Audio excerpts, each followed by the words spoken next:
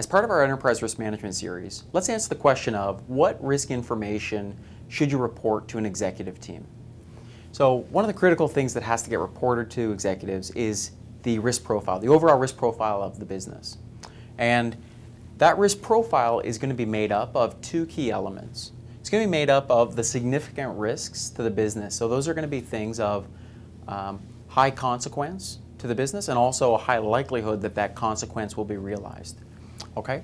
And you consider that based on, with the existing controls that you have in place, this event is still considered a significant risk. So we want to be well aware of those for obvious reasons. It's of extremely high consequence, and there's a high likelihood of that happening. So we need to be on top of that. The risk profile also needs to include things of a very high potential maximum consequence. And so what that means is, if all of the controls fail, you have controls in place that are preventing a certain thing from happening, but if those controls were to fail, or they weren't in place as you thought they were, that the consequence, the potential maximum consequence, would be extremely high and perhaps catastrophic to your business.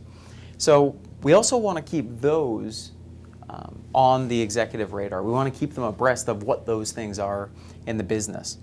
So typically what we see is that organizations are really good about reporting significant risks up to an executive team. And they typically are very poor at, or they don't include, the things that have this really high potential consequence if the controls fail, but they assume now that the controls are in place, it's actually a lower risk now. It could be a low risk or a medium risk to the business. It's quite a low risk because of the controls, so therefore we're not going to report it. Well, you need to incorporate both of those things, and the reason being that an executive team needs to be aware that those controls are critical to preventing these potentially catastrophic events from occurring, and so they also need to be kept abreast of those things. And so for each of those elements, each of those two elements of the risk profile, we're going to talk about what it is that you need to be monitoring and then reporting to the executive team. So for significant risks, the thing that you're going to want to make sure you're on top of is, well, what are the risk treatments? What are the things that you're working on in the business that you've said you're going to do to reduce the risk level?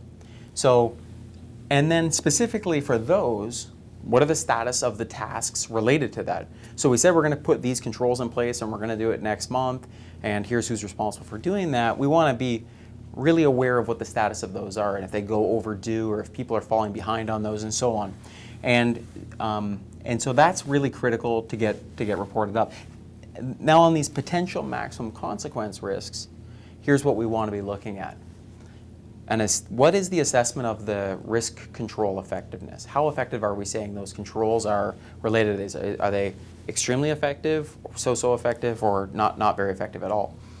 And then the other aspect is we need some information flow around the status of critical controls. And critical controls are any control that we have that in its absence we would probably realize the maximum consequence.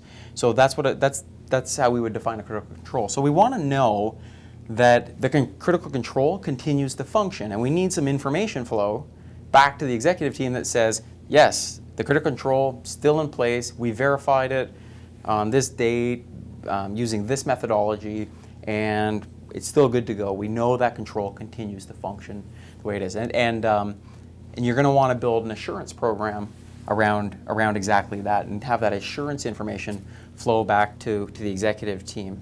So, and again, what we typically see is the significant risk piece. People who are doing risk management, they are typically doing a pretty good job reporting that up to their executive team. But this one tends to fall by the wayside. This one tends to be overlooked. But this is where the big, nasty, catastrophic events come from. We thought that was under control. We put those controls in place 2 years ago. Geez, we didn't realize that with the change of management team at that site, those controls fell by the wayside. They didn't realize the criticality of those controls, and they stopped doing them.